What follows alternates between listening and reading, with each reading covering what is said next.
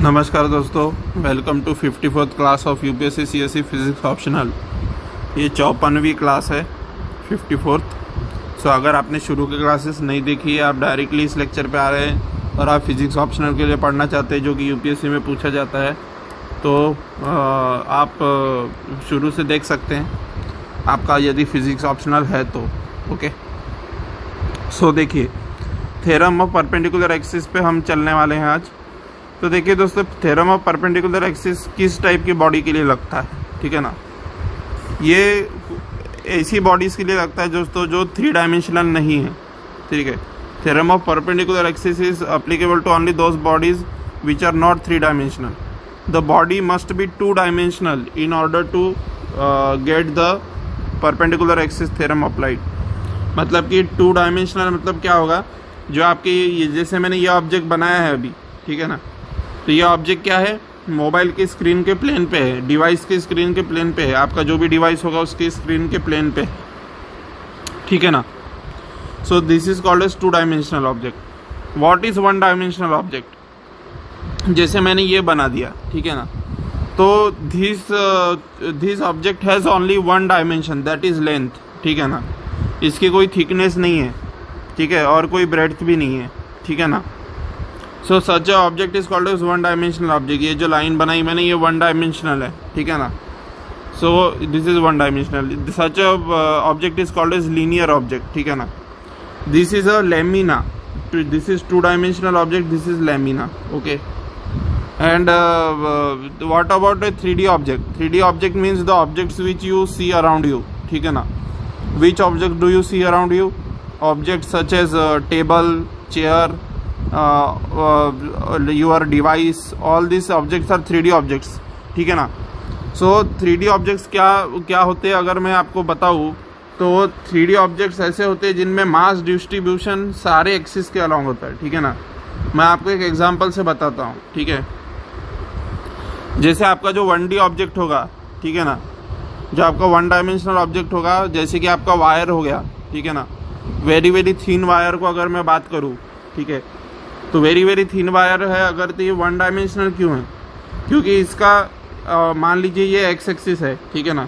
मान लीजिए ये एक्स एक्सिस है, तो the mass distribution of this object is only along the x axis, ठीक है ना। इसका mass distribution only along x axis है। अगर मैं 2 डायमेंशनल ऑब्जेक्ट की बात करूँ, जैसे कि लैमिना हो गया, ठीक है ना, जैसे ये लैमिना है मान लीजिए 2 डायमेंशन में, तो इसमें mass distribution is along 2 axis, एक तो एक्स एक्सिस के अलॉन्ग है और एक वाई एक्सिस के अलॉन्ग है।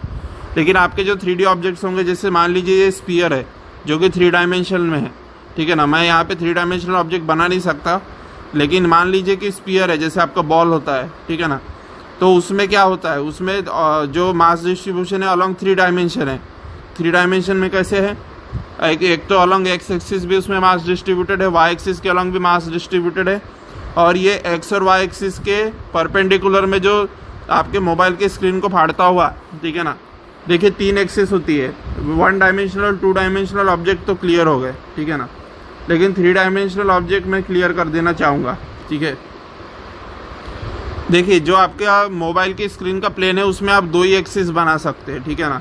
डिवाइस की स्क्रीन का जो आपका प्लेन है, लैपटॉप की स्क्रीन का प्लेन, या जो भी फलानी जो भी डिवाइस होगी, ठीक है ना, उसकी स्क्रीन के प्लेन में आप ओनली 2 डायमेंशनल ऑब्जेक्ट बना सकते हैं या 1 डायमेंशनल ऑब्जेक्ट बना सकते हैं, ठीक है ना। बट 3 डायमेंशनल ऑब्जेक्ट आप ड्रॉ नहीं कर सकते। अब मान लीजिए ये 3 डायमेंशनल बॉल है, ठीक है, स्फेरिकल बॉल है, मतलब 3 डायमेंशन में है। तो इसमें मास डिस्ट्रीब्यूशन एक्स और वाई एक्सिस में तो है ही, लेकिन along with that there is 1 more axis along which the mass distribution is there, ठीक है ना। And that axis is Z axis. मान लीजिए ये जो मैंने गोला किया है, इस गोले पर से एक एक्सिस पास हो रही है, जो कि आपके डिवाइस की स्क्रीन को फाड़ती हुई आपके मुंह की तरफ आ रही है, ठीक है ना। इस पॉइंट से आपके डिवाइस की स्क्रीन को फाड़ते हुए आपके मुंह की तरफ आ रही है। Such an axis is called as Z axis, and this Z axis is perpendicular to the plane of your device, ठीक है ना। आपके डिवाइस की स्क्रीन के परपेंडिकुलर है और चीरते हुए आपके स्क्रीन को बाहर आ रही है आपके मुंह की तरफ, ठीक है ना। और ये एक्स और वाई दोनों एक्सिस को परपेंडिकुलर है। Such axis is called as Z axis, ठीक है ना। तो हम चूंकि जेड एक्सिस को ड्रॉ नहीं कर सकते, इसलिए हम यूजुअली जेड एक्सिस को इस तरीके से दिखा देते हैं, ठीक है ना, इस तरीके से दिखा देते हैं जेड एक्सिस को, और इस तरीके से देखते हैं कि ये इधर साइड से हम देख रहे हैं, ठीक है ना, यहाँ से हम देख रहे हैं, ये इस साइड का व्यू है, इस तरीके से दिखा देते हैं, ठीक है ना। जेड एक्सिस को ऐसा दिखाना मतलब आप ऐसा 45 डिग्री के एंगल से देख रहे हो, इस टाइप से बना दिया जाता है, ठीक है ना। So this is all about that thing, ठीक है। बट जो आपका 3 डायमेंशनल ऑब्जेक्ट होता है उसमें खास बात ये होती है कि आपके स्क्रीन को फाड़ता हुआ बाहर भी आ रहा होता है, आपकी स्क्रीन के को फाड़े के पीछे की ओर भी जा रहा होता है, एक्स एक्सिस के अलॉन्ग भी मास डिस्ट्रीब्यूशन होता है और वाई एक्सिस के अलॉन्ग भी मास डिस्ट्रीब्यूशन होता है, ठीक है ना। तो such an object is called a 3 dimensional object which cannot be drawn on the screen. So this theorem of perpendicular axis does not apply to 3D objects, ठीक है ना। 3D ऑब्जेक्ट्स पे अप्लाई नहीं होता, और किस पे अप्लाई नहीं होता, आपका जो बहुत वेरी वेरी थिन वायर जो लोगे आप, ठीक है ना, वेरी थिन वायर जिसमें 1 डायमेंशन में मास डिस्ट्रीब्यूशन होगा। So for such 1 dimensional object also this theorem of perpendicular axis does not apply, ठीक है ना। तो ना तो ये 3D ऑब्जेक्ट पे अप्लाई होता है, ना तो 1 डायमेंशनल पे, ये ओनली 2 डायमेंशनल ऑब्जेक्ट पे अप्लाई होता है थ्योरम ऑफ परपेंडिकुलर एक्सिस, ठीक है ना। तो व्हाट आर 2 डायमेंशनल ऑब्जेक्ट, जैसे कि प्लेन लेमिना हो गया। लेमिना क्या होता है, लेमिना ऐसी चीज़ होती है जिसमें एक्स और वाई डायरेक्शन में मास डिस्ट्रीब्यूशन है और जेड डायरेक्शन में थिकनेस निग्लिजिबल है, ठीक है ना, बहुत ही कम थिकनेस की आपकी शीट हो गई, ठीक है ना, जैसे आपके नोटबुक के पन्ने होते हैं, that is a 2 dimensional object, क्योंकि उसके नोटबुक का एक पेज अगर देखोगे तो उसकी थिकनेस बहुत कम होती है, पर लेंथ और ब्रेड्थ होती है उसमें, ठीक है ना। सो जो आपके नोटबुक के पेजेस होते हैं, individual pages, those are 2 dimensional objects. But अगर आप पूरी नोटबुक को देखोगे तो नोटबुक इज 3 डायमेंशनल ऑब्जेक्ट। क्यों नोटबुक 3 डायमेंशनल है, क्योंकि उसमें थिकनेस भी आ गई लेंथ और ब्रेड्थ के साथ साथ, ठीक है ना। सो ऑब्जेक्ट जिनमें ओनली लेंथ और ब्रेड्थ हो दोज आर 2 डायमेंशनल, एंड जिसमें थिकनेस भी आ जाए जेड डायरेक्शन में, जैसे कि आपकी नोटबुक बन गई जो प्लेन लेमिनास से मिलके बनी है पूरी नोटबुक, उसमें थिकनेस भी आ गई, तो that is a 3 dimensional object. Hopefully आ गई होगी बात समझ में, ठीक है ना। So the theorem of perpendicular axis is applicable to only laminas, ठीक है ना। सो परपेंडिकुलर एक्सिस थ्योरम आखिर है क्या, ये अब हम देख लेते हैं, ठीक है ना। Let I X and I Y be the moment of inertia of a plane lamina about the 2 axis perpendicular to each other, ठीक है ना। देखिए ये मान लीजिए मेरा प्लेन लेमिना है, ठीक है ना, इसको 3 डायमेंशनल ऑब्जेक्ट मत कंसिडर करना, ये प्लेन लेमिना है, इसकी थिकनेस निग्लिजिबल है मान लो, ठीक है। तो इसमें मास डिस्ट्रीब्यूशन एक तो एक्स डायरेक्शन में है और एक वाई डायरेक्शन में है, ठीक है। सो मान लिया कि मैंने एक्स डायरेक्शन में जो मेरा मोमेंट ऑफ इनर्शिया है, मतलब अगर मैं इस एक्स एक्सिस के अबाउट रोटेट करता हूँ इस ऑब्जेक्ट को, तो एक्स एक्सिस के अबाउट रोटेट करने पे इसका moment of inertia I X आता है, ठीक है ना, और वाई डायरेक्शन के अलॉन्ग रोटेट करने पे moment of inertia I Y आता है। सिमिलरली अगर मैं जेड डायरेक्शन को कंसिडर करूँ, तो मान लीजिए यहाँ से परपेंडिकुलर जो है, इन दोनों एक्स और वाई एक्सिस को परपेंडिकुलर, आपके मोबाइल की स्क्रीन के प्लेन के भी परपेंडिकुलर, और चीरता हुआ बाहर आता हुआ आपके मुंह की तरफ, ऐसा एक एक्सिस है, ठीक है ना। तो वो जेड एक्सिस है मान लीजिए, तो वो जेड एक्सिस के अलॉन्ग मान लीजिए मोमेंट ऑफ इनर्शिया आई है, ठीक है ना, अलॉन्ग जेड एक्सिस, ठीक है। तो हमको प्रूव ये करना है कि I equal to I X plus I Y, ठीक है ना। This is called as theorem of perpendicular axis. And why this is called as theorem of perpendicular axis, क्योंकि जिस एक्सिस के अलॉन्ग आप दूसरे 2 एक्सिस के टर्म्स में, यानी कि एक्स और वाई एक्सिस के टर्म्स में आप जो moment of inertia 3rd axis के अलॉन्ग निकाल रहे हो, वो 3rd axis is perpendicular to both this axis, that's why this theorem is called as theorem of perpendicular axis, ठीक है ना। समझ में आ रही है बात मेरी?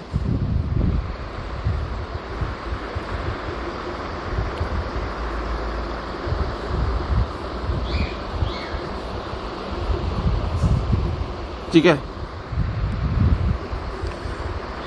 सो जेड के along I X plus I Y है, पर एक शर्त है दोस्तों, जो जेड एक्सिस है जो आपके मोबाइल की स्क्रीन के प्लेन के परपेंडिकुलर और आपके मोबाइल की स्क्रीन के प्लेन को फाड़ती हुई आपके मुंह की तरफ आती हुई जो परपेंडिकुलर एक्सिस है, वो आप यहाँ से भी ले सकते हो, यहाँ से भी ले सकते हो, यहाँ से भी ले सकते हो, लेकिन ये सब नहीं लेना है दोस्तों। क्यों नहीं लेना है? क्योंकि ये शर्त ये है कि आई एक्स और ये मतलब कि एक्स और वाई जहाँ पे इंटरसेक्ट कर रहे हैं, उसी पॉइंट ऑफ इंटरसेक्शन से 3rd एक्सिस निकलना चाहिए आपके मोबाइल की स्क्रीन को फाड़ती हुई बाहर, ठीक है ना। तो उसी इंटरसेक्शन वाले पॉइंट से थर्ड एक्सिस निकलना चाहिए। परपेंडिकुलर एक्सिस लेना ही है तो आप तो यहाँ भी ले सकते हो, यहाँ भी ले सकते हो, यहाँ भी ले सकते हो, यहाँ भी ले सकते हो, पर परपेंडिकुलर एक्सिस की भी एक शर्त है कि वो एक्स और वाई एक्सिस जहाँ इंटरसेक्ट कर रही है उसी पॉइंट से वो परपेंडिकुलर निकलना चाहिए बाहर की ओर, ठीक है ना। समझ में आ रही है बात? देन और only then this theorem will be applicable, ठीक है।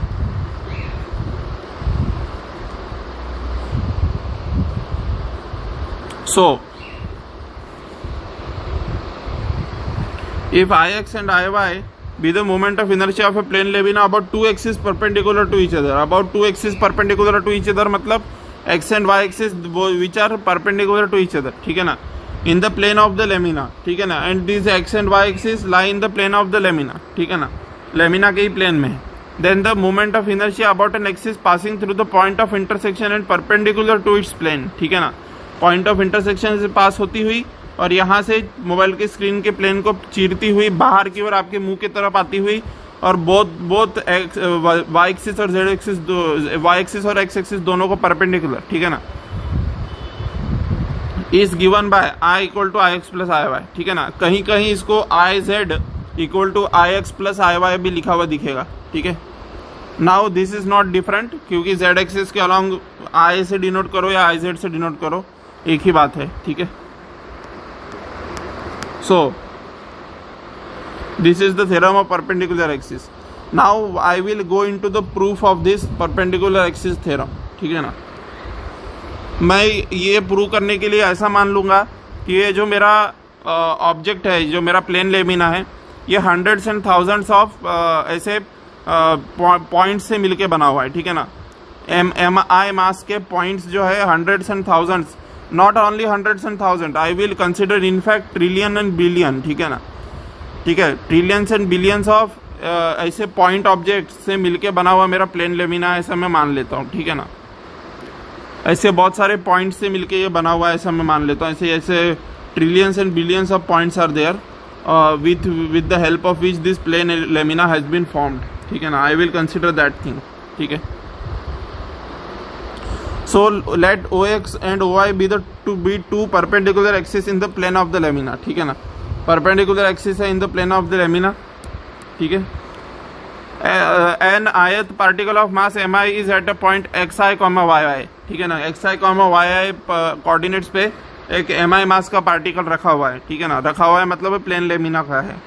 Let R I equal to perpendicular distance of M I from an axis passing through and perpendicular to the plane of the lamina. यहाँ से जो perpendicular बाहर की ओर निकलती हुई जो एक्सिस है उससे जो डिस्टेंस है एम आई का, वो मान लिया आर आई के बराबर है, ठीक है ना। And what will be the distance from x axis, x axis से डिस्टेंस वाई आई के बराबर होगा, ठीक है ना। क्यों वाई आई के बराबर होगा? जो कोऑर्डिनेट ज्योमेट्री है आपकी वो तो यही कहती है कि एक्स एक्सिस से डिस्टेंस वाई के बराबर होता है और वाई एक्सिस से उल्टा एक्स के बराबर होता है, ठीक है ना। समझ में आ रही है बात? ये तो बचपन का ही कंसेप्ट है। कुछ बच्चे गलती ये करते कि इसको वाई आई लिखते और इसको एक्स आई लिखते, गलत है, ठीक है। मार्क कट करेंगे आपके उन लोग, because this is not university exam जिसमें ऐसा करने पे भी आपको मार्क मिल जाएंगे, ठीक है ना। Here you won't get marks for that, so you will have to be strict. X axis का डिस्टेंस एम आई से, एम आई का डिस्टेंस एक्स एक्सिस से वाई आई के बराबर होगा और वाई एक्सिस से जो डिस्टेंस होगा वो एक्स आई के बराबर होगा। समझ में आ रही बात मेरी? So this thing you will have to remember. So R I जो है ये इस वाली एक्सिस से जो यहाँ से बाहर की ओर निकल रही है उस एक्सिस से परपेंडिकुलर डिस्टेंस है एम आई का, ठीक है ना। So that is R I. Y I तो एक्स से है और एक्स आई जो है वाई से है, ठीक है। Now moment of inertia of the lamina about the axis passing through O and perpendicular to the plane of the lamina, ठीक है ना। मोमेंट ऑफ इनर्शिया निकालना लेमिना का ऐसी एक्सिस के अबाउट जो कि ओ से पास कर रही है और परपेंडिकुलर है इस प्लेन ऑफ द लेमिना के, मतलब इस प्लेन के परपेंडिकुलर वो एक्सिस है, ठीक है ना। तो वो तो विजुअलाइज करवा चुका हूँ मैं, ठीक है ना। तो उसके अबाउट अगर निकालना है मोमेंट ऑफ इनर्शिया तो किसके बराबर होगा? Summation I M I R I square, ठीक है ना। इसके बराबर होगा। क्यों इसके बराबर होगा? क्योंकि मान लीजिए 1 ट्रिलियन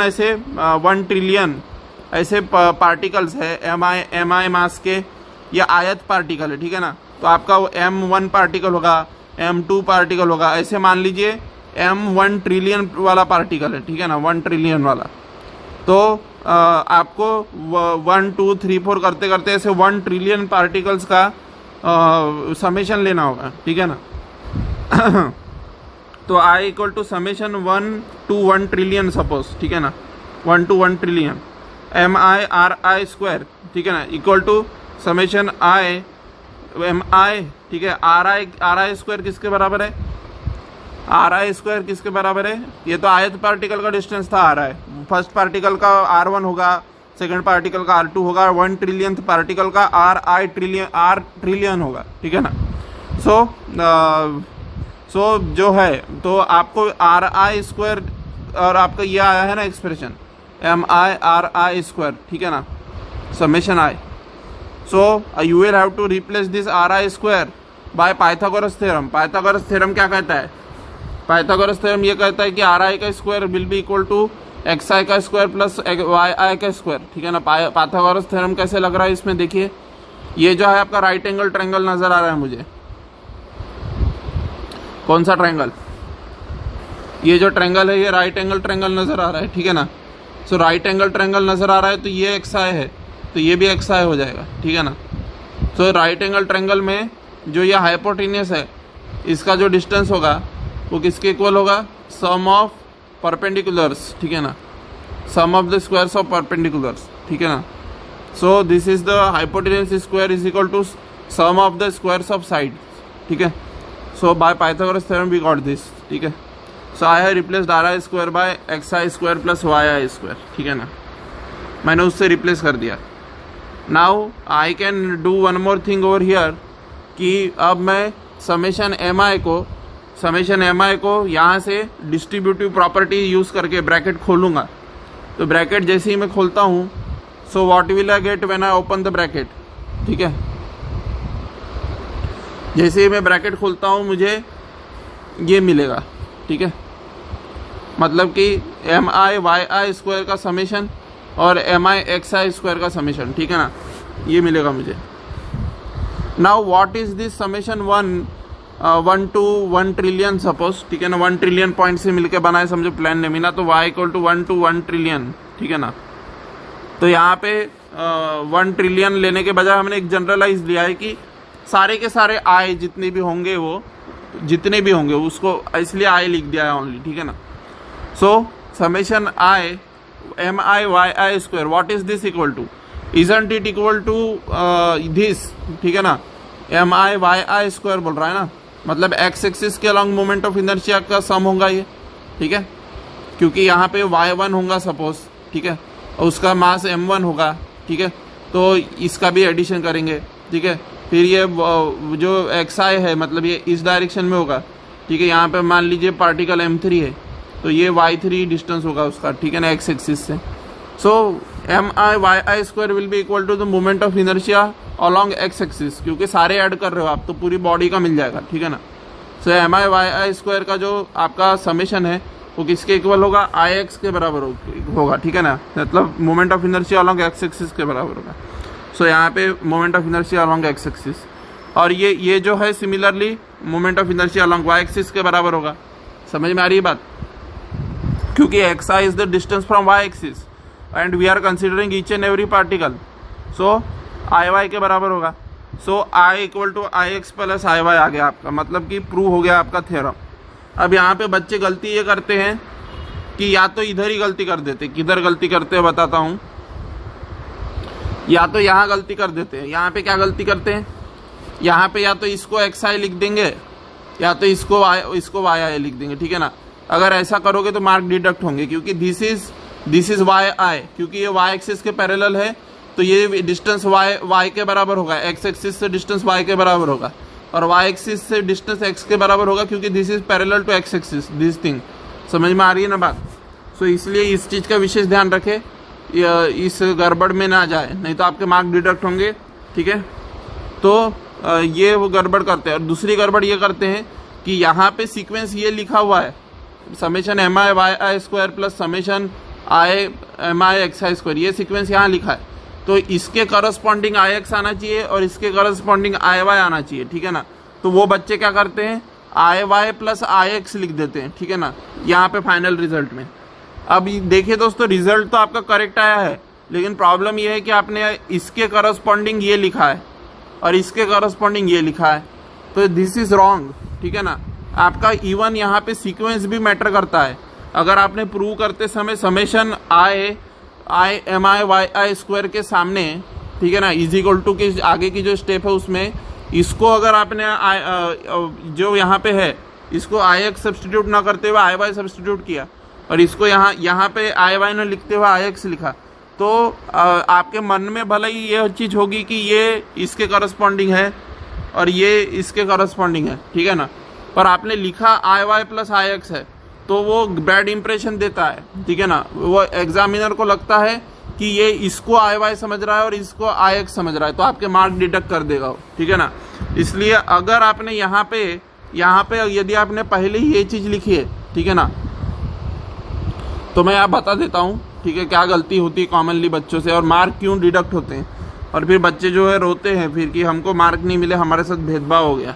एक्चुअली कोई भेदभाव नहीं हुआ है।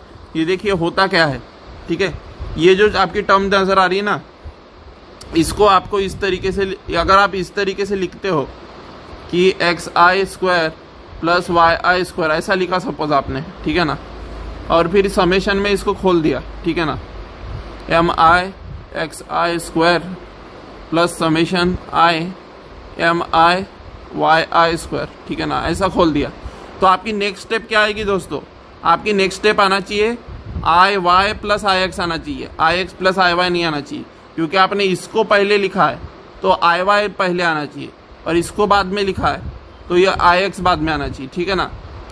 पर आपने अगर एम आई वाई आई पहले लिखा है, इसकी जगह पे ये पहले लिखा है तो आई एक्स पहले आना चाहिए और ये बाद में लिखा है तो आई वाई बाद में आना चाहिए। समझ में आ रही है ना बात, मतलब your corresponding terms should match in sequence, ठीक है ना, सीक्वेंस में मैच होने चाहिए आपके करस्पॉन्डिंग टर्म्स, ठीक है। आपने अगर ये कह दिया कि यहाँ पे तो कोई फर्क नहीं पड़ रहा है, एडिशन तो कम्यूटेटिव चीज़ है, अरे तो एडिशन भले ही कम्यूटेटिव है, लेकिन वो जो आपका एग्जामिनर है वो ये ढूंढ रहा है कि आपकी अंडरस्टैंडिंग सही है कि नहीं। अगर आप यहाँ पे इसको इक्वल लिखते हैं आई वाई प्लस आई एक्स के, तो एग्जामिनर को भ्रम निर्माण होता है कि ये इसको आई वाई कंसिडर कर रहा है और इसको आई एक्स कंसिडर कर रहा है करके, जबकि ये आई एक्स के बराबर है और ये आई वाई के बराबर है। इसलिए यहाँ पे सीक्वेंस मेंटेन करना ज़रूरी है। समझ में आ रही है ना बात, इसलिए आपको सीक्वेंस में ही लिखना होगा, ठीक है। So hence the theorem of perpendicular axis is proved, ठीक है ना।